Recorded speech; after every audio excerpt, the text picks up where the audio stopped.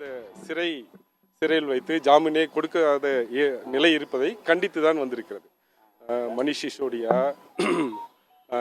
டெல்லி முதல்வராக இருந்த திரு அரவிந்த் கெஜ்ரிவால் மற்றும் எல்லா வழக்குகளிலுமே ஜாமீனே கொடுக்கக்கூடாது என்ற அந்த ஒன்றிய அரசுடைய வாதத்தை அதை ஒரு அடக்குமுறை சட்டமாகவே பார்த்து உச்ச நீதிமன்றம் எல்லா வழக்குகளிலும் ஜாமீன் கொடுத்திருக்காங்க. இன்னொரு மிக முக்கியம், ஆமா, எப்ப வெளியே வருவதற்கான இன்னைக்கு ஒரு வாரா இல்ல நாளைக்கு ஒரு வாரா இல்ல அடுத்தது அமலாக்கத்துறை கைதை எதிர்த்து அவர் ஒரு வழக்கு போட்டிருந்தாரு. அதோட நிலை என்ன? அதாவது அமலாக்கத்துறையோட கைதை எதிர்த்து அவர் வழக்கு போடல. அமலாக்கத்துறை அவரை காவலில் எடுத்து விசாரிக்க அதிகாரம் இருக்கிறதா இல்லையா என்ற நிலையைத்தான் அவர் வழக்காக தொடுத்திருந்தார்.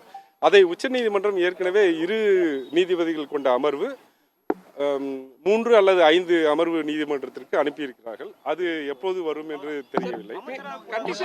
முக்கியமான விஷயம், அவர் இன்று மாலை அல்லது நாளை காலைக்கு அமைச்சராக வாய்ப்புகள் அது போன்ற எதுவும் இருக்கான்னு இல்ல. அது மாதிரி எந்த நிபந்தனை, அதாவது காலதாமதம் என்று மாண்புமிகு நீதிபதிகள் குறிப்பிடுவது எது என்றால்,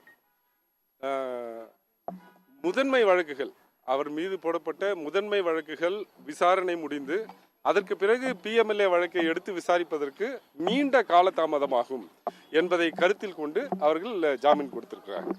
அந்த ட்ரையல்லாம் முடியறதுக்கு ரொம்ப நாள் ஆகும், அது வரைக்கும் அவருக்கு பிணை கொடுக்காம வச்சிருக்க முடியாது என்பதை கருத்தில் கொண்டு 471 நாளுக்கு பிறகு அவருக்கு ஜாமீன் வழங்கி இருக்கிறாங்க. அமைச்சரா இனிமேல் அவர் மீண்டும் பதவி ஏற்கலாமா? அது போன்ற கண்டிஷன்ல அந்த மாதிரி எந்த தடையும் இல்லை. இந்த மாதிரி தடையும் இல்லை. அமைச்சர் ஆகலாம். அமைச்சர் ஆவதற்கு எந்த சட்டப்பூர்வமான தடையும் இல்லை. இந்த உத்தரவை முதன்மை அமர்வு நீதிமன்றம் சென்னையில் கொடுத்து 2 நபர்களை ஜாமீன்தாரர்களாக கொடுத்து அதனை முதன்மை அமர்வு நீதிமன்றம் ஏற்றுக்கொண்டு சிறை அதிகாரிகளுக்கு விடுதலை கொடுக்க சொல்லி அடிப்படையில் இன்னைக்கு ஜாமீன் நீதிபதிகள் வழங்கி